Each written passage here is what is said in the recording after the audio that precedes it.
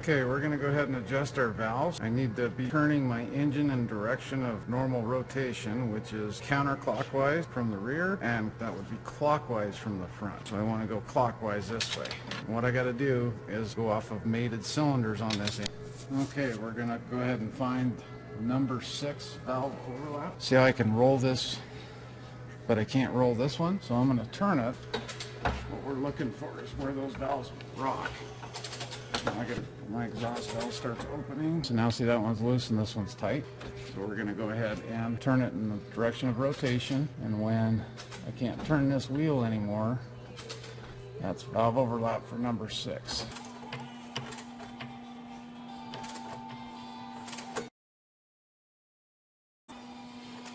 You can kind of see the lobe coming up on it. Okay, that's valve overlap right. Okay, this is number 1 exhaust. This is number 1 intake. You can see it moving a little bit there. Okay, I'm going to use what we call a go-no-go feeler gauge. If you can see this, there's a step here. This is 8 thousandths out here. Back here's 10. So when you shove it in there, it'll stop. Here's a 20. So it's 20 out here and 22 back here. You can also get them in a straight gauge like that. For the back ones, I'm going to use the straight ones because it's a little easier to get into. But I'm going to do my exhaust valves first. So I'm going to go in between my valve and my rotator, and I can't get into it. That one is just right. There's a feel to this. It's more important to have them all the same than it is to be exact. So what I'm saying is if you had all of them set at 21 and 7 thousandths, that would be better than having one at 8 and the next one at 7 and the next one at 6, you know, because there can be a feel difference doing that.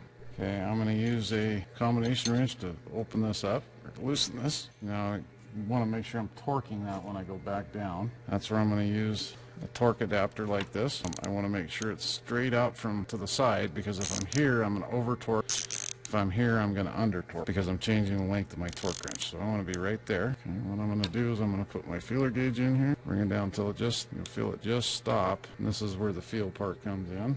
Okay, then I'm going to hold this, and it shouldn't turn on me. Sometimes it does, sometimes it doesn't make a difference. And those feel pretty even, so we're going to go with that. And then I'm going to come in here, and that one feels pretty good. That one does not, so we're going to adjust that one.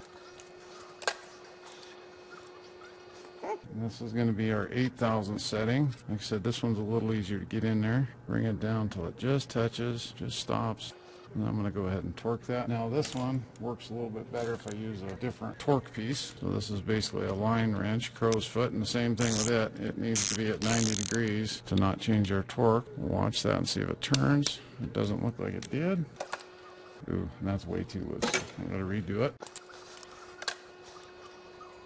So you kind of got to feel your way through that to get feel you like. And these torque to 30 foot-pounds. So what you want is a slight drag here, which is what I have. Now, the other thing I'm going to do is I'm going to come through here. As I'm done with each one, come wipe these off, and I'm going to go ahead and mark them so I know where I started and stopped. Okay, we're going to set our injector on number 5, which is this one right here. I'm going to use a digital caliper. 78.2 is what I want. So I'm going to change this to metric, clean, 0. What I'm going to use is the depth mic side, which is this. And right down in there, see if I can point out so you can see it. There's a little hole right here that a pick would normally sit in. We're not going to go in the hole. We're going to sit on the lip like this. That one's set pretty close, so I'm going to have to change it just a little bit. So I'll loosen this.